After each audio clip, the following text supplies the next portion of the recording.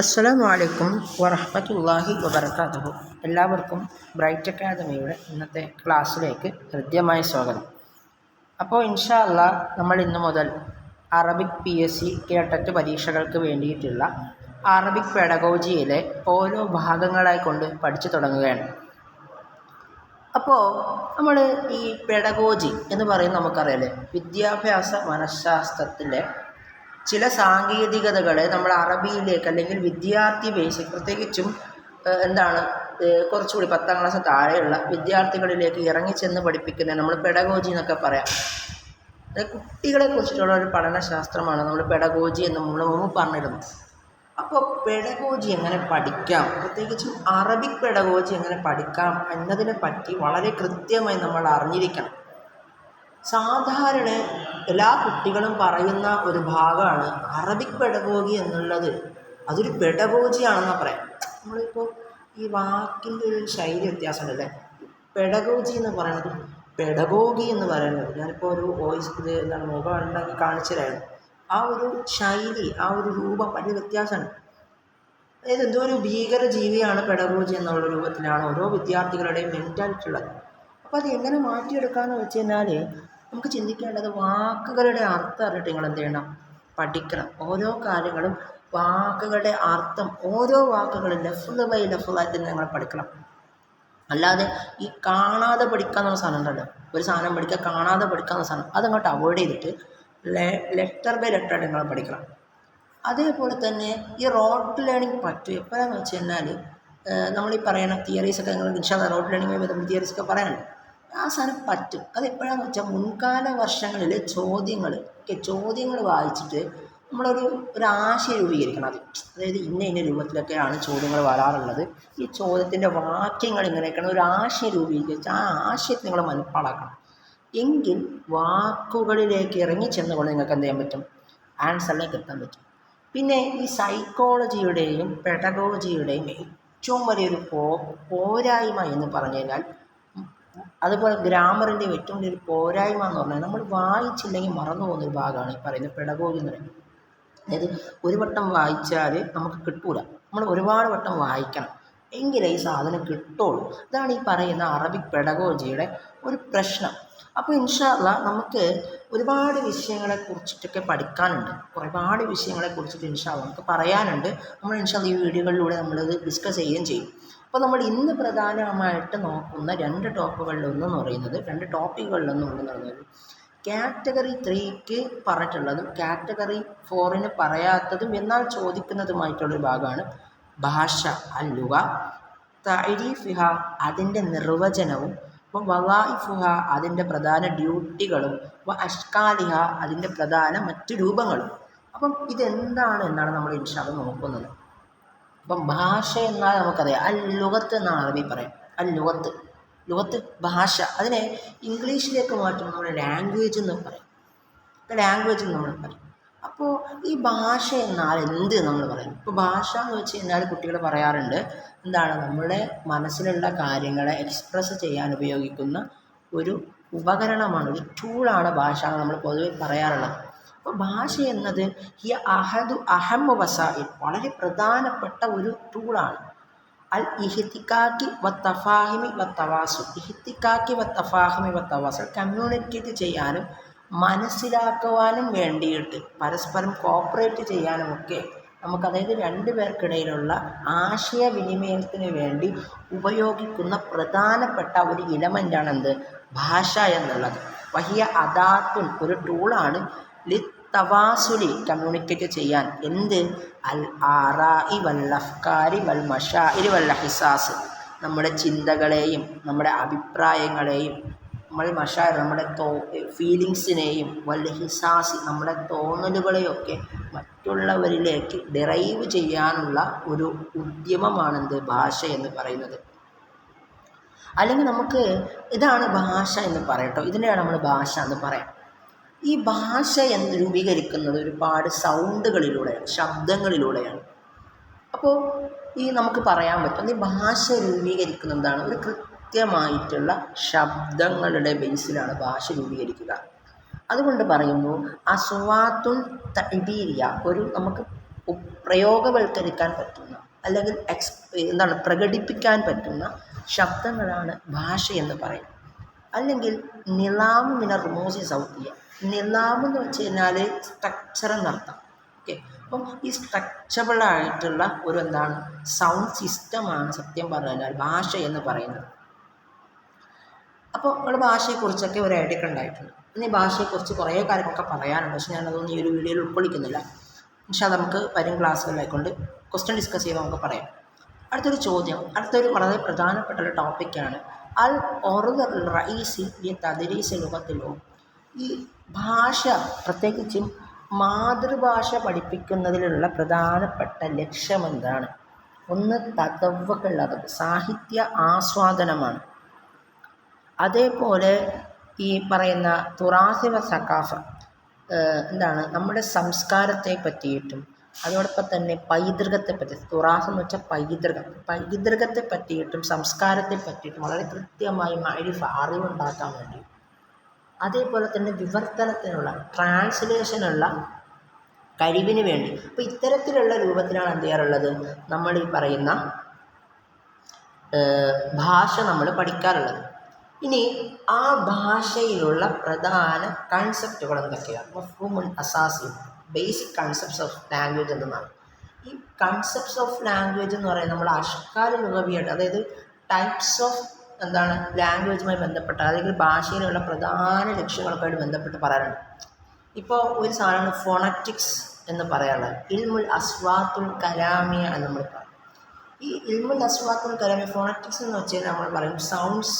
ഇപ്പം ഒരു language form ചെയ്യുന്ന സൗണ്ടുകളൊക്കെയാണ്.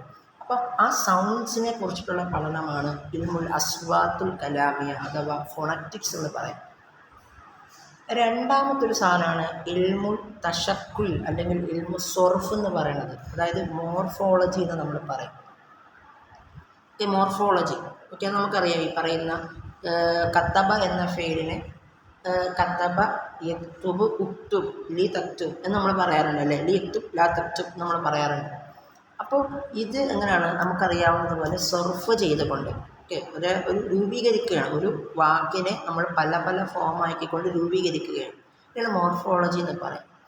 പിന്നെ നമുക്കറിയാം നഹ്വ്, ഇൽമുൻ നഹ്വ്, അതായത് ഒരു കലിമത്തിൻ്റെ, ഒരു വാക്യത്തിൻ്റെ അവസാനത്തിനെ ബേസ് ചെയ്തുകൊണ്ട് അതിൻ്റെ അകത്ത് വരുന്ന രൂപീകരണത്തിലുള്ള പ്രശ്നങ്ങളൊക്കെ നമ്മൾ പരിഹരിക്കുന്ന ഒരു സാധനമാണ് നഹ്വ് എന്ന് പറയുന്നത്. ഇപ്പം ഒരു വ്യക്തി, പ്രവർത്തിക്കുന്ന വ്യക്തിക്ക് നമ്മൾ അവൻ്റെ അവസാനത്തെ കലിമയിൽ നമ്മളിപ്പോൾ ഫാഇൻ്റെ റഫ് എന്നാ പറയും. ഇപ്പം നസ്ബ് ചെയ്ത് കഴിഞ്ഞാൽ അത് ശരിയാവും, ഇങ്ങനെയൊക്കെയുള്ള ഒരു ചർച്ചയാണ് ഇൽമുൽ നഹ്വ് എന്ന് പറയും. പിന്നെ ഇൽമുൽ മആനി, ആശയങ്ങളെക്കുറിച്ചിട്ടുള്ള ഒരു പഠനം. അപ്പം നിങ്ങൾക്കറിയാം ഇൽമുൽ ബലാഗയിലുള്ള വളരെ പ്രശസ്തമായിട്ടുള്ള ഒരു ശാസ്ത്രമാണത് ഇൽമുൽ മആനി എന്നുള്ളത്. അത് ആ ഇൽമുൽ മആനി ശാസ്ത്രം നിങ്ങൾ പരിശോധിച്ചാൽ കാണാൻ പറ്റും. അതിൻ്റെ അകത്ത് കൂടി ഇപ്പോൾ മുഖത്തദിൽ ഹാലിനെ കുറിച്ചിട്ടുള്ള ചർച്ചകളുണ്ട്. ഖബറിനെയും ഇൻഷായിനെ പറ്റിയിട്ടുള്ള നഹ്വിയായ ചർച്ചകൾ ഇൽമുൽ മആനിയിൽ കടന്നുകൂടാറുണ്ട്. അതുകൊണ്ട് തന്നെ ഭാഷ പഠിക്കുന്ന വ്യക്തിയെ സംബന്ധിച്ചിടത്തോളം ഇൽമുൽ മആനി എന്ന ആശയം വളരെ വലിയ ഒരു കൺസെപ്റ്റ് നൽകുന്നുണ്ട്. പിന്നെ ഇൽമു തജ്ദീറുൽ ഇസ്തിഖാഖ്, അതായത് എറ്റിമോളജി നമ്മൾ പറയാറുണ്ട്. എറ്റിമോളജി കൊണ്ട് ഉദ്ദേശിക്കണമെന്ന് വെച്ച് കഴിഞ്ഞാൽ ഒരു വാക്യം, ആ വാക്യത്തിൻ്റെ ബേസിക് കൺസെപ്റ്റ്സിനെ കുറിച്ചുള്ള പഠനമാണ്. പിന്നെ ഇൽമുൽ മആജ്, ലെക്സിക്കോഗ്രാഫി, അതായത് ഡിക്ഷണറിയെക്കുറിച്ചുള്ള പഠനമാണ്. ഇത്രയൊക്കെയാണ് പ്രധാനപ്പെട്ട ഭാഷാ സംഭവങ്ങളെന്ന് പറയാം. ഇനി ഓരോ ഭാഷ നമുക്കറിയാം. ഇപ്പം നിങ്ങളോട് ചോദിക്കാറുണ്ട്, നിങ്ങൾ എന്തിനാണ്, ഒരു ചെറിയൊരു ചോദ്യമാണ്, അതായത് നിങ്ങൾ എന്തിനാണ് ക്രിയേറ്റ് ചെയ്തത്? അപ്പോൾ നമ്മൾ പറയാറുണ്ട് ഇബാദില്ല, അല്ലാഹു തആലയെ ഇബാദത്ത് ചെയ്യാൻ വേണ്ടിയിട്ടാണ് നമ്മൾ പറയാറുണ്ട്. അത് നമ്മുടെ ഒരു ഡ്യൂട്ടിയാണ്, നമുക്കറിയാം അല്ലേ. ആര് വെച്ചാലും പറയും ലിമാദ യഖ്ലുഖു, നിങ്ങൾ എന്തിനാണ് പഠിച്ചത്? അപ്പോൾ നിങ്ങൾ പറയും, സന്തോഷത്തോടെ പറയും ഇബാദത്തില്ല, അള്ളാഹുവിനെ ഇബാദത്ത് ചെയ്യാൻ വേണ്ടിയാണ് നിങ്ങൾ പറയാറുണ്ട്. അപ്പോൾ അതേപോലെ തന്നെ ഭാഷയ്ക്കും എന്നുള്ള ഒരുപാട് ഡ്യൂട്ടീസ് ഉണ്ട്. ഓക്കെ, മനുഷ്യനെന്ന നമുക്കുള്ള ഡ്യൂട്ടി പോലെ തന്നെ ഭാഷയ്ക്കും ഒരുപാട് ഡ്യൂട്ടീസ് ഉണ്ട്. എന്ത് ഡ്യൂട്ടീസൊക്കെയാണുള്ളത് നമുക്ക് ജസ്റ്റ് ഒന്ന് നോക്കാം. ഒന്ന്, വലീഫത്തു തഫാഉൽ. ഈ തഫാഉൽ എന്ന് വെച്ചാൽ നമുക്കറിയാലോ, തഫാഉൽ അങ്ങോട്ടും ഇങ്ങോട്ടും ക്രയവിക്രയങ്ങൾ ചെയ്യാനുള്ള, അതായത് ഞാൻ പറഞ്ഞ സാധനങ്ങളെ നിങ്ങൾക്ക് മനസ്സിലാവണം, അല്ലെങ്കിൽ നിങ്ങളുടെ മനസ്സിലുള്ള സാധനം എനിക്ക് മനസ്സിലാവണം. ഇതിനെ ഒരു പ്രധാനപ്പെട്ട ഒരു ഭാഗം എന്താണ്, ഭാഷ ഉപയോഗിക്കുക എന്നുള്ളതാണ്. പിന്നെ വലീഫത്തുൻ ഫിക്രിയ, ചിന്താപരമായിട്ടുള്ള വിഷയങ്ങൾ. ഇപ്പോൾ ചിന്ത കൊണ്ട് ഇപ്പം ഞാൻ ചിന്തിക്കുന്ന കാര്യം നിങ്ങളിലേക്ക് എത്തിക്കാം, ഇതൊരു പ്രധാന ഡ്യൂട്ടിയാണ്. അതുപോലെ വലീഫത്ത് സഖാഫിയ, സാംസ്കാരികപരമായിട്ടുള്ള രൂപത്തിൽ ഒരുപാട് ഡ്യൂട്ടീസ് ഉണ്ട്. അതുപോലെ തന്നെ വലീഫ തഅബീരിയ, നമുക്കിപ്പോൾ എക്സ്പ്രസ് ചെയ്യാൻ പറ്റും, പല വിഷയങ്ങൾ നമുക്ക് എക്സ്പ്രസ് ചെയ്യാൻ പറ്റും. അതും ഈ പറയുന്ന തഫാഉലിയുമായി ബന്ധപ്പെട്ട് ഉപഘടകങ്ങളായിട്ട് നമുക്ക് പറയാറുണ്ട്. അതുപോലെ വലീഫത്തു ഷഖ്സിയ, ഒരാളുടെ വ്യക്തിപരമായിട്ടുള്ള ഒരുപാട് ഡ്യൂട്ടീസ് ഉണ്ട്. അത് വ്യക്തിപരമായിട്ട് ഒരുപാട് ഡ്യൂട്ടീസ് ഉണ്ട്. അതുപോലെ വലീഫത്തുൽ ഇലാമിയ, ഇപ്പം ഇൻഫർമേറ്റീവ് ആയിട്ടുള്ള, അപ്പോൾ ഉദാഹരണത്തിന് നിങ്ങളൊരു ഭാഷ ഉപയോഗിച്ചുകൊണ്ട് നിങ്ങൾ എന്താണ് അറബി സാഹിത്യത്തിൽ 1988 നജീബ് മഹ്ഫൂദിന് നോബൽ പ്രൈസ് കിട്ടിയത്. അപ്പോൾ ഇതുവരെ അറിയാത്ത ഒരു വ്യക്തിയെ സംബന്ധിച്ചിടത്തോളം എന്താണ് നോബൽ പ്രൈസ് കിട്ടിയ 1988 നജീബ് മഹ്ഫൂദ് എന്ന് പറയുന്ന വ്യക്തി ഭയങ്കര ഭയങ്കര ഇമ്പോർട്ടൻ്റ് ആണ്. അപ്പോൾ ആ കുട്ടിക്ക് മനസ്സിലാവണം, ഒരു ഇലാം നിങ്ങൾ പറഞ്ഞു കൊടുക്കുകയാണ്, ഇത് നിങ്ങൾക്ക് എന്ത് വേണം, ഭാഷ വേണം. അതുപോലെ തന്നെ വലീഫത്തു റംസിയ, സിംബോളിക്കായിട്ട് നമുക്ക് എന്ത് ചെയ്യാൻ പറ്റും, നമുക്ക് പറയാൻ പറ്റും. ഇതാണ് ഭാഷയുടെ ധർമ്മങ്ങൾ എന്ന് പറയും. ഇനി ഭാഷയുടെ ഇനങ്ങളുണ്ട്, നമുക്കറിയാവുന്ന കുറേ വിഷയം, വളരെ പ്രധാനപ്പെട്ട സാധനമാണ് അക്സാമിലുവ, ഭാഷയുടെ ഇനങ്ങൾ എന്നുള്ളത്. ഇത് 3 രൂപത്തിലാണുള്ളത്. ഒന്ന് സ്വന്തം ഭാഷ, ലുഗത്തുൽ ഉമ്മ, അത് നമ്മൾ ലുഗത്തുൽ ഊല എന്ന് പറയും, മദർ ടങ്ക്. രണ്ടാമത്തെ സാധനമാണ് അൽ ലുഗത്തു സാനിയ, സെക്കൻഡ് ലാംഗ്വേജ് എന്ന് പറയും. സെക്കൻഡ് ലാംഗ്വേജ് എന്തും ആവാം കേട്ടോ. സെക്കൻഡ് ലാംഗ്വേജ് എന്ന് പറയുമ്പോൾ എന്തും ആവാം. അപ്പം സാധാരണ നമുക്കറിയാം സെക്കൻഡ് ലാംഗ്വേജ് എന്താ, ഒന്നുകിൽ അറബി, അല്ലെങ്കിൽ ഹിന്ദി, അല്ലെങ്കിൽ മലയാളം, ഇങ്ങനെയൊക്കെ ആയിരിക്കും നിങ്ങൾക്ക് അറിയാമെന്നുണ്ടോ അല്ലെ, സ്കൂളിലൊക്കെ പഠിപ്പിക്കണവർക്ക്. ഇപ്പോൾ നിങ്ങൾ ചിന്തിക്കുക, അപ്പോൾ ഒരു ചോദ്യമുണ്ട്, ഈ അറബി സെക്കൻഡ് ലാംഗ്വേജ് അല്ലേ? ആണോ എന്ന് വെച്ചാൽ ആണ്, അല്ലേ എന്ന് വെച്ചാൽ അല്ല. കാരണം സെക്കൻഡ് ലാംഗ്വേജ് എന്തും ആവാം. കാരണം എന്താണ്, ഇന്ത്യൻ ലാംഗ്വേജസൊക്കെ ആസ് എ മലയാളി നമുക്ക് സെക്കൻഡ് ലാംഗ്വേജാണ്. ഇപ്പോൾ തമിഴിനെ നമ്മൾ തമിഴ് പഠിക്കണം, നമ്മുടെ സെക്കൻഡ് ലാംഗ്വേജാണ് തമിഴ് എന്നുള്ളത്. ഓക്കെ, അറബി ഭാഷ എന്നുള്ളതാണ് ഒരു ഫോറിൻ ലാംഗ്വേജാണ്. അപ്പോൾ സെക്കൻഡ് ലാംഗ്വേജ് അല്ലേ എന്നുള്ള ചോദ്യമുണ്ട്, അവിടെ വ്യത്യാസം ഉണ്ടെന്നാണ്. അത് സെക്കൻഡ് ലാംഗ്വേജ് ആണ്. കാരണം നമ്മളെ സംബന്ധിച്ചിടത്തോളം നമ്മൾ പഠിക്കുന്ന രണ്ടാമത്തെ ഒരു ഭാഷയാണത്, ഈ പറയുന്ന അറബിക് ലാംഗ്വേജ്. അപ്പോൾ അതേ ഒരു ടൈം തന്നെ ലുഗത്തുൽ അജ്നബിയാവും, ലുഗത്തുൽ സാനിയാവും. ഓക്കെ, ക്ലിയർ ആയിട്ടുണ്ട് എന്ന് വിചാരിക്കുന്നുണ്ട്. ഇനി നമ്മൾ പഠിക്കുന്ന വളരെ പ്രധാനപ്പെട്ട ഒരു ഭാഗമാണ്, നമ്മളിപ്പോൾ പറഞ്ഞില്ലേ, നമ്മൾ പഠിപ്പിക്കുമ്പോൾ എന്നൊക്കെ നമ്മൾ പറഞ്ഞു. അപ്പോൾ നല്ലൊരു അധ്യാപകനുണ്ടായിരിക്കേണ്ട പ്രധാനപ്പെട്ട സവിശേഷതകൾ എന്താണ് നമ്മൾ പഠിക്കേണ്ടതാണ്. നല്ല ഒരു അധ്യാപകൻ ഉണ്ടായിരിക്കേണ്ട സവിശേഷതകൾ എന്തെന്നാണ്. ഞാൻ ഒരു ചെറിയൊരു എക്സാമ്പിളിലേക്ക് ഞാൻ കടന്നുകൊണ്ട് നമുക്കിതിലേക്ക് വരാം. ഒരു ദിവസം നിങ്ങൾക്കൊരു പ്രത്യേകം ഇരിക്കുന്ന സമയത്താണ് ഒരിടത്തേക്ക് നിങ്ങളെ ക്ലാസ് എടുക്കാൻ വേണ്ടി വിളിക്കുന്നത്. ഓക്കെ, നിങ്ങൾ ക്ലാസ് എടുക്കാൻ വേണ്ടി വിളിക്കുന്നത്. ടോപ്പിക് എന്നുള്ളത് എന്താണ്, ലഹരി വിരുദ്ധതയ്ക്കെതിരെ നിങ്ങളൊരു സംസാരിക്കുന്നത്. നിങ്ങളവിടെ പോകുന്നു, നിങ്ങൾ കേട്ടോണ്ട് നിങ്ങൾ അവിടേക്ക് പോകുന്നു. അവിടെ പോയിട്ട് എന്തൊക്കെയാണ് നിങ്ങൾ കാട്ടിക്കൂട്ടുന്നത്. തിരിച്ചു വന്നിട്ട് നിങ്ങൾ ഫീഡ്ബാക്ക് ചോദിച്ചു. അപ്പോൾ കുട്ടികൾ ഏതാണ് ഒന്നും മനസ്സിലായിട്ടില്ല, എന്താ സാർ ഉദ്ദേശിച്ചതെന്ന് പറയാം. കാരണം എന്താണെന്ന് വെച്ചാൽ നിങ്ങൾ പ്രിപ്പയർഡ് അല്ല, നിങ്ങൾക്ക് എന്താ പറയേണ്ടതെന്ന് അറിഞ്ഞൂട. അങ്ങനെയൊക്കെയുള്ളൊരു പ്രശ്നമാണ് ഇതിൽ വന്നത്. ആക്ച്വലി നടക്കേണ്ടിയിരുന്നത് എന്താണ്, ഒരുപാട് കൃത്യമായിട്ടുള്ള ഒരു പ്രിപ്പറേഷനിലൂടെ മാത്രമേ നമുക്കൊരു ക്ലാസ് നമുക്ക് ഡെലിവർ ചെയ്യാൻ പറ്റും. അപ്പോൾ ഒരു അധ്യാപകന് വേണ്ട ക്വാളിറ്റീസ് എന്താണ് ഒന്ന് നോക്കാം. ഒന്നാമത്തെ ഒരു ക്വാളിറ്റിയാണ് തഹ്ദീദുൽ അഹ്ദാഫ്. ഹദഫ് എന്ന വാക്കിൻ്റെ പ്ലൂറൽ ഫോമാണ് അഹ്ദാഫ് എന്നുള്ളത്. അപ്പം ഈ അഹ്ദാഫുകളെ എന്ത് ചെയ്യലാണ്, തഹ്ദീദ് ചെയ്യലാണ്, ഹദ് ചെയ്യലാണ്, അതായത് നിർണ്ണയിക്കലാണ്. അപ്പോൾ ഉദാഹരണത്തിന് ഞാനിപ്പോൾ അറബിക് പെഡഗോജി ക്ലാസ് എടുക്കുകയാണ്. അപ്പോൾ അറബിക് പെഡഗോജി ക്ലാസ് എടുക്കുന്ന എൻ്റെ കുട്ടികൾക്ക് എൻ്റെ ക്ലാസ്സിലൂടെ എന്തൊക്കെ സാധനമാണ് കിട്ടേണ്ടത് എന്നതിനെക്കുറിച്ചുള്ള ഒരു വ്യക്തമായ ധാരണ എനിക്ക് വേണം. രണ്ടാമത്തെ കാര്യമാണ് മഅരിഫത്തുൽ മൗദൂ. എന്താണ് പെഡഗോജി എന്ന് ഞാൻ പഠിക്കണം. ഫസ്റ്റ് നിങ്ങൾക്ക് പഠിപ്പിക്കുന്നതിന് മുമ്പ് ഞാനത് പഠിക്കണം. പിന്നെ ക്ലാസ് റൂം മാനേജ്മെൻറ്റ്, അതാണ് യഥാർത്ഥ സ്വഫ് എന്ന് വെച്ചാൽ. നമ്മൾ ക്ലാസ് എടുക്കുന്ന സമയത്ത് പ്രത്യേകിച്ച് 4ാം ക്ലാസ്സിലെ 3ാം ക്ലാസ്സിലെ കുട്ടിയാണെന്നുണ്ടെങ്കിൽ നമ്മൾ ക്ലാസ് എടുക്കലും നടക്കില്ല, അവനെ നോക്കലും നടക്കില്ല. കാര്യം എന്താ, നമ്മൾ വന്നിട്ട് അലിഫ് എഴുതിടുമ്പോൾ അവൻ അവിടെ തറയും എഴുതിക്കൊണ്ട് കളിക്കും. അവനത് ശരിയാക്കി കൊണ്ട് വരുമ്പോഴത്തേക്കും അടുത്തവൻ അടുത്ത ഭാഗത്ത് നിന്ന് തുടങ്ങും. അപ്പോൾ ഇതുണ്ടാവാതിരിക്കണം. അതായത് നമ്മുടെ ഏറ്റവും വലിയ ഫോൾട്ടാണ്, നമ്മുടെ ക്ലാസ് റൂം മാനേജ്മെൻറ്റിൻ്റെ ഏറ്റവും വലിയൊരു പ്രശ്നമാണ്. അപ്പോൾ നമ്മളെന്ത് ചെയ്യണം, അങ്ങനെയുള്ള കുട്ടികൾക്കിടയിലേക്ക് വരുമ്പോൾ നമുക്ക് എന്താണ് അവനെ നമ്മുടെ ക്ലാസ്സിലേക്ക് അറ്റൻഷൻ ചെയ്യാൻ വേണ്ടി ഫസ്റ്റ് കൊടുക്കാൻ പറ്റുക. അതിനാണ് നമ്മൾ ഈ തുടക്കത്തിലുള്ള സ്റ്റാർട്ടിങ് ആക്ടിവിറ്റി എന്ന് പറയും. സ്റ്റാർട്ടിങ് ആക്ടിവിറ്റി കൊടുത്തുകൊണ്ട് നമുക്ക് എന്ത് ചെയ്യാൻ പറ്റും, കുട്ടികളെ ഒന്ന് ഇൻറ്റൻഷൻ എടുക്കാൻ പറ്റും, അവൻ്റെ ആ മനസ്സിനെ പിടിച്ചെടുക്കാൻ പറ്റും. അത് കഴിഞ്ഞതിന് ശേഷം നിങ്ങൾ ക്ലാസ് എടുത്ത് നോക്കുക, നിങ്ങൾക്ക് റെഡിയാവും. കാരണം യഥാർത്ഥത്തിൽ ഫസൽ സൊഫ് അത് ക്ലാസ് റൂമിനനുസരിച്ച് കൊണ്ട് അധ്യാപകൻ അവൻ്റെ എന്ത് മാറ്റണം, അവൻ്റെ പഠന രീതി മാറ്റണം. അതേപോലെ തന്നെ ക്രിയേറ്റിവിറ്റിയിലേക്ക് നയിക്കാം. നിങ്ങൾ ക്ഷണിക്കണം ഇല തജ്ദീദ്, അല്ലെങ്കിൽ സഹായിക്കണം ഇല തജ്ദീദ്. എന്താണ്, ഒരു പുതുമയിലേക്ക് അല്ലെങ്കിൽ പുതിയ കാര്യങ്ങളെ ഇൻ്റർവെൻറ്റ് ചെയ്യാനുള്ള ഒരു ഹെൽപ്പ് കുട്ടികൾക്ക് കൊടുക്കണം.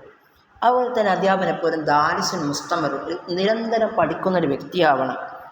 അതുപോലെ സദ്ദീഖുൽ മുഖ്ലിസ്, എപ്പോഴും ഒരു നല്ല ബെസ്റ്റ് ഫ്രണ്ടായിരിക്കണം കുട്ടികളെ. അതോടൊപ്പം തന്നെ മുയസ്സുർ മുസാഅദൽ ലിദ്ദാരിസി, വിദ്യാർത്ഥിയെ സഹായിക്കുന്ന, മുസാഅദ് എന്ന് വെച്ചാൽ സഹായിക്കുന്ന, മുയസ്സറായിരിക്കണം, ഫെസിലിറ്റേറ്റർ ആണ്.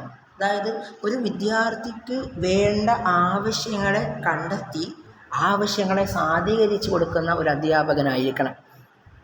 പിന്നെ തശ്ജീഅത്തുല്ല, കുട്ടികളെ പ്രൊമോട്ട് ചെയ്യുന്ന രൂപത്തിലുള്ള അധ്യാപകനായിരിക്കണം. അതായത് ഒരു കുട്ടി നിങ്ങൾ എക്സാം ഇട്ട സമയത്ത് 10ൽ 10 മാർക്ക് വാങ്ങി, ഒരു ലഞ്ച്, ഒരു മഞ്ചോ നിങ്ങളൊരു ക്രഞ്ചോ ഒക്കെ നിങ്ങൾ വാങ്ങിച്ചു കൊടുത്തു നോക്ക്. മഞ്ചും ക്രഞ്ചൊന്നുമില്ല കേട്ടോ, മഞ്ച് മാത്രമല്ലേ. ഓക്കെ, അതേപോലെ 5 സ്റ്റാറോ നിങ്ങൾക്ക് ഇഷ്ടം ഡയറി മിൽക്കോ എന്താണ് നിങ്ങൾ വാങ്ങിച്ചു കൊടുത്തു നോക്ക്. കുട്ടികൾ ഭയങ്കര ഇൻട്രസ്റ്റിംഗ് ആയി അടുത്തോട്ടം 10 മാർക്ക് വാങ്ങും. നമ്മുടെ പോക്കറ്റിലെ 10 രൂപ പോവുള്ളൂ, പക്ഷേ കുട്ടിയുടെ ഗ്രോത്ത് നല്ല ഡെവലപ്പാണ്. ഇതാണ്. അതേപോലെ തന്നെ മൗഖിഫുൻ ഈജാബിയാത്ത് മിൻ കുല്ലിൽ വളഇയാത്ത്, അതായത് തൻ്റെ മേൽ നിർണ്ണയിക്കപ്പെട്ടിട്ടുള്ള തൻ്റെ മേൽ നിർണ്ണയിക്കപ്പെട്ടിട്ടുള്ള ഓരോ ഡ്യൂട്ടീസിൻ്റെ മേലും ഒരു പോസിറ്റീവ് ഇമ്പാക്റ്റ് ഉണ്ടാവുക, അല്ലെങ്കിൽ പോസിറ്റീവായിട്ടുള്ള നിലപാടോടുകൂടി അധ്യാപകൻ ക്ലാസ് റൂമിനെ സ്വീകരിക്കുക എന്നുള്ളതാണ്. പല പ്രതിസന്ധികളും കടന്നു വരും. അപ്പം അതിൻ്റെ മുമ്പിലൊക്കെ എന്താക്കുക, ഒരു നല്ലൊരു പോസിറ്റീവ് വൈബോട് കൂടി പ്രവർത്തിക്കുക. അതൊക്കെ എന്താണ്, നല്ല ഒരു അധ്യാപകരുടെ ക്വാളിറ്റീസാണ്. ഇൻഷാ അല്ലാഹ് അടുത്തതായിക്കൊണ്ട് നമുക്ക് ഡിസ്കസ് ചെയ്യേണ്ടത് ദിറാസത്തി ലുഗത്തി വക്തിസാബി ലുഗ എന്നുള്ളവരാണ്. അപ്പോൾ ഇൻഷാ അല്ലാഹ് നമുക്ക് ഒരു ചെറിയൊരു ഭാഗത്ത് അതുമായി ബന്ധപ്പെട്ട ചെറിയ കുറച്ച് കാര്യങ്ങൾ കൂടി പറഞ്ഞുകൊണ്ട് നമുക്ക് നിർത്താം. ഓക്കെ, എന്താണ് ദിറാസത്തിൽ, നമ്മൾ ഭാഷ എന്ന് പറഞ്ഞില്ലേ. അപ്പം ഈ ഭാഷയെക്കുറിച്ച്, ഭാഷ പഠിക്കുക, ലാംഗ്വേജ് ലേണിംഗ് എന്നുള്ളതാണ് ദിറാസത്തിൽ ലുഗ എന്നുകൊണ്ട് ഉദ്ദേശിക്കുന്നത്. ഇഖ്തിസാബിൽ ലുഗ കൊണ്ട് ഉദ്ദേശിക്കണമെന്ന് വെച്ച് കഴിഞ്ഞാൽ എന്താണ്, ലാംഗ്വേജ് അക്വിസേഷൻ എന്നാണ്, ആർജിച്ചെടുക്കുക എന്നുള്ളത്. പഠിക്കുകയും ആർജിക്കുകയും ചെയ്യുക എന്ന് പറയുന്നത് രണ്ട് സാധനങ്ങളാണ്. ഇപ്പം ഞാൻ ജനിച്ചു വീഴുന്ന എനിക്ക് ഒരു സാധനം കിട്ടുക എന്നുള്ളത് അത് ഇമ്പോർട്ടൻ്റായിട്ട് കിട്ടുന്ന സാധനമാണ്. എന്നാൽ ഞാനിപ്പോൾ എനിക്കറിയാത്തൊരു സാധനത്തെക്കുറിച്ച് പഠിക്കുക എന്ന് പറഞ്ഞ സാധനം വേറെ രണ്ട് ആസ്പെക്ട്സാണ്. എന്താണ് നമ്മൾ പറയാറുള്ളത്, ഒരു കോയിനിൻ്റെ 2 വശങ്ങളാണെന്ന് പറയുന്നത് രണ്ട് ആസ്പെക്ട്സാണ്. അപ്പം ആ ബേസിസിൽ നിന്നുകൊണ്ട് നമുക്ക് ഇങ്ങനെ പറയാമെന്നുള്ളതാണ്. അപ്പോൾ ദിറാസത്ത് ലുഗ അല്ലെങ്കിൽ ഇഖ്തിസാബ് ലുഗ എന്ന് വെച്ച് കഴിഞ്ഞാൽ അമലിയത്തുല്ലതി ഇക്തസിബഹൽ ബശറൽ ഖുദറത്തി അൽ ഇസ്തിഖ്ബാൽ ഇസ്തിഇയാബി ലുഗ, അമലിയത്തിന് പ്രവർത്തനമാണ് അല്ലതി ഇക്തസിബഹൽ ബശർ, ഒരു മനുഷ്യൻ നേടുന്ന ഒരു കഴിവാണ്. എന്തിൻ്റെ, അൽ ഖുദറത്തു അൽ ഇസ്തിഖ്ബാൽ ഇസ്തിഇയാബി ലുഗ, ഭാഷയെ ഇസ്തിഖ്ബാൽ റിസീവ് ചെയ്യാനും ഇസ്തിഇയാബ് അത് പ്രയോഗവൽക്കരിക്കാനും ഒരു വ്യക്തി നേടുന്ന കഴിവുകളെയാണ് നമ്മൾ ഇക്തിസാബ് ലുഗ എന്ന് പറയുന്നത്. മനുഷ്യൻ സ്വാഭാവികമായിട്ടും ഭാഷ ഇക്തിസാബ് ചെയ്യുന്നത്, ആർജിച്ചെടുക്കുന്നത്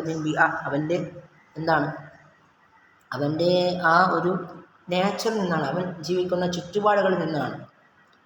ഇക്തസിബ് ത്വാലിബു നിളാമൻ ലുഗവിയൻ ബിൽ ഫിത്രത്തി ലാ ഷഊരിയത്ത്, അതായത് ഒരു കുട്ടി ത്വാലിബ് യക്തസിബ് അവൻ സമ്പാദിക്കുന്നു നിളാമൻ ലുഗവിയൻ ഭാഷാ സ്ട്രക്ചറുകൾ, ബിൽ ഫിത്രത്തി അവൻ്റെ സത്തയിൽ നിന്നാണ്. അതായത് അവൻ ജനിച്ച് വീഴുമ്പോഴേ അവൻ ഭാഷയ്ക്കുള്ള ഒരു സാധനം ഉണ്ടാക്കിയെടുക്കുന്നു എന്നാണ്. അല്ലാതെ അവൻ്റെ തോന്നലുകൾക്കനുസരിച്ച്, ശൗര്യം എന്ന് വെച്ചാൽ തോന്നൽ, അപ്പോൾ തോന്നലുകൾക്കനുസരിച്ച് കൊണ്ട് അവന് ഭാഷ ഉണ്ടാക്കാൻ പറ്റില്ല. ഇപ്പോൾ നമുക്കറിയാമല്ലേ, അപ്പോൾ നിങ്ങളിപ്പോൾ ഒരു കാര്യം നിങ്ങൾ തീരുമാനിക്കുകയാണ്, ഇപ്പം നാളെ തിരുവനന്തപുരത്തേക്കൊരു യാത്ര പോകണം നിങ്ങൾ തീരുമാനിക്കുകയാണ്. തിരുവനന്തപുരത്തേക്ക് യാത്ര പോകാമെന്ന് വിചാരിച്ച് തീരുമാനിച്ച സമയത്താണ് മഴ പെയ്തത്. അപ്പോൾ മഴ പെയ്ത സമയത്ത് നിങ്ങൾ വിചാരിച്ചാൽ ഇന്നത്തേക്ക് വേണ്ട നാളെ പോകാമെന്ന് വെച്ചു, നിങ്ങൾ തോന്നലാണ്, സമയത്ത് തോന്നലാണ്, വേണ്ടാന്ന് വെച്ചു. അങ്ങനെ നിങ്ങൾക്ക് ഭാഷ നേരിടാൻ പറ്റില്ല. ഭാഷ വളരെ സ്ട്രക്ചേർഡ് എന്നുള്ളതാണ്. കിട്ടി.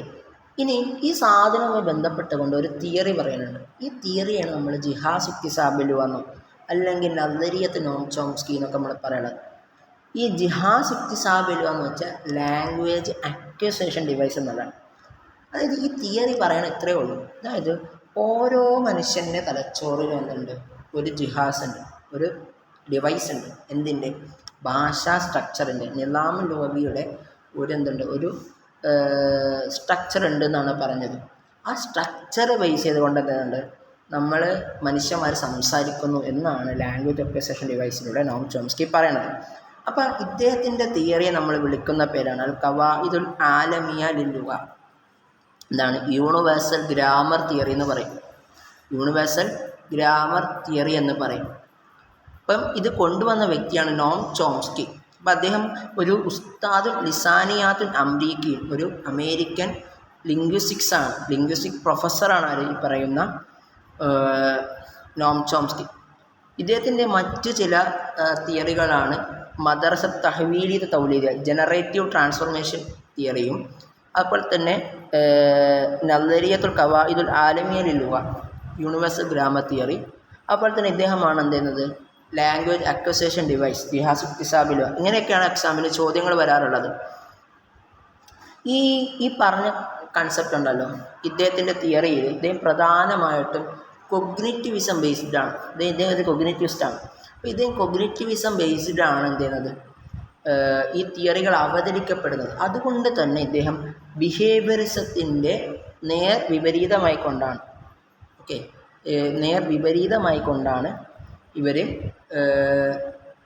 പ്രവർത്തിക്കുന്നത്. ഇദ്ദേഹം ഇതിൽ തന്നെ ഒരു കൺസെപ്റ്റ് അവതരിപ്പിക്കുന്നുണ്ട്, ഹോൾ ലാംഗ്വേജ് ഫിലോസഫി എന്ന് പറയും. ആ ഫൽസഫത്തി ഖവാഇദുൽ ലുഗ, ഹോൾ ലാംഗ്വേജ് ഫിലോസഫി.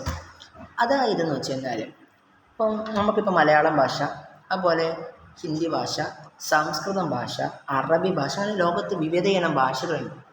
ഈ ഭാഷകൾക്കെല്ലാം ഗ്രാമർ ഉണ്ടെന്നും ഇതെല്ലാം സബ്ജക്റ്റ്, വെർബ്, ഒബ്ജക്റ്റ് എന്ന് പറയുന്ന ആ ഒരു കറക്റ്റ് ഫോമിലാണ് രൂപീകരിക്കുന്നതും എന്നാണ് ആര് വാദിച്ചത്? നോം ചോംസ്കി വായിക്കുക. അതായത് ഒരു ഭാഷ, ഒരു സെൻറ്റൻസ് രൂപീകരിക്കുന്ന സ്ട്രക്ചർ ഉണ്ട്. നമ്മൾ മുബത്തദ്, ഖബർ എന്നൊക്കെ നമ്മൾ പറയുന്നതെങ്കിൽ പോലും ഇപ്പം നമ്മൾ പറയാറുണ്ടല്ലോ ഫെയില്, ഫായില്, മഫ്ഊൽ എന്നൊക്കെ നമ്മൾ പറയുന്നത് പോലെ കൃത്യമായിട്ട് സബ്ജക്റ്റും വെർബും ഒബ്ജക്റ്റൊക്കെ ഉള്ള എന്താണ് ഒരു സ്ട്രക്ചർ തന്നെയാണ് എല്ലാ ഭാഷയ്ക്കുള്ളതെന്നാണ് പറഞ്ഞത്. ഇതാണെന്ത് യൂണിവേഴ്സൽ ഗ്രാമർ തിയറി എന്ന് പറയുന്നത്. അപ്പോൾ ഇവരുടെ തിയറി ബേസ് ചെയ്തുകൊണ്ട് ഒരു കുട്ടിയിൽ ഭാഷ ആർജിച്ചെടുക്കുന്നതെന്ന് വെച്ച് കഴിഞ്ഞാൽ എങ്ങനെയാണെന്നറിയാം, ഇവർ മൊത്തമായിട്ട് കൺസെപ്റ്റ് ചെയ്യുകയും ഒരാൾ ആർജിച്ചെടുക്കുകയും അതിൽ നിന്നും പാർട്ടാക്കി പഠിക്കണം. ഉദാഹരണത്തിന് ഇവിടെ എന്തുണ്ട്, നമ്മളിപ്പോൾ എന്താണ് മൊബൈലുണ്ട്, മൊബൈൽ ഫോണാണ് ഇതെന്ന് പറഞ്ഞ് കുട്ടിയെ പഠിപ്പിക്കണം. ആ മൊബൈൽ ഫോണിനെ കുറിച്ച് പഠിപ്പിച്ചതിന് ശേഷം ആ മൊബൈലിൻ്റെ ഫ്രണ്ട് കാണുന്നതിന് സ്ക്രീനെന്ന് പറയുക. അതിന് ശേഷം ഉള്ള സാധനം ഒരു ഒബ്ജക്റ്റിനെ കാണിച്ചിട്ട് നമ്മൾ മൊബൈലെന്ന് പറയും, കുട്ടികൾ പഠിക്കണം. എന്നിട്ട് ഓരോ സംഭവങ്ങളായിട്ട് നമ്മൾ പഠിപ്പിക്കുകയാണ്. അതിൻ്റെ ആ ഒരു എന്താണ് ബട്ടൺസിനെ പറ്റിയിട്ടും ചാർജർ പോർട്ടിനെ പറ്റിയിട്ടും ബാറ്ററിയെ പറ്റിയിട്ടും അതിൻ്റെ അകത്തുള്ള മദർ ബോർഡിനെ പറ്റിയിട്ടൊക്കെ നമ്മൾ പതിയെ കുട്ടിയെ പഠിപ്പിക്കുകയാണ്. ഇതാണെന്ത് നമ്മൾ പറയുന്ന തിയറി പറയാം. അതായത് ആദ്യം ഒരു കൺസെപ്റ്റ് പഠിപ്പിക്കുക, അതിൽ നിന്നും സെൻറ്റൻസുകൾ രൂപീകരിക്കുക, അതിൽ നിന്നും പദങ്ങളിലേക്ക് കടന്നു വരിക എന്നുള്ളതാണ് അവരുടെ തിയറി പ്രധാനമായിക്കൊണ്ടും ഉദ്ദേശിക്കുന്നത്. ഓക്കെ, അപ്പോൾ ഇൻഷാ അല്ലാഹ് നമ്മൾ ഇന്ന് ഇവിടെ വൈൻഡപ്പ് ചെയ്യാണ്. അപ്പോൾ ഇത്ര കാര്യങ്ങളാണ് നമ്മൾ ഈ പറയുന്ന ഒരു കൺസെപ്റ്റിൽ നമ്മൾ മനസ്സിലാക്കേണ്ടത്. അപ്പോൾ നമ്മളിപ്പോൾ പറഞ്ഞത് എന്താണ് ഭാഷയെന്നും ഭാഷാ പഠനവും എന്താണെന്നാണ് നമ്മൾ പറഞ്ഞത്. ഇൻഷാ അല്ലാഹ് നമുക്ക് അടുത്ത ഒരു സെഷനായിക്കൊണ്ട് വളരെ ചുരുങ്ങിയ ഒരു രൂപത്തിൽ എന്താണ് ഭാഷ പഠിക്കേണ്ട, അതിൻ്റെ പ്രധാനപ്പെട്ട ലക്ഷ്യങ്ങൾ എന്താണെന്ന് പറഞ്ഞുകൊണ്ട് നമുക്ക് ഈ ഒരു ടോപ്പിക് കംപ്ലീറ്റ്ലി നമുക്ക് വൈൻഡപ്പ് ചെയ്യാം. അപ്പോൾ എല്ലാവർക്കും ബെസ്റ്റ് വിഷസ്. അസ്സലാമു അലൈക്കും വറഹ്മത്തുള്ളാഹി വബറകാതുഹു.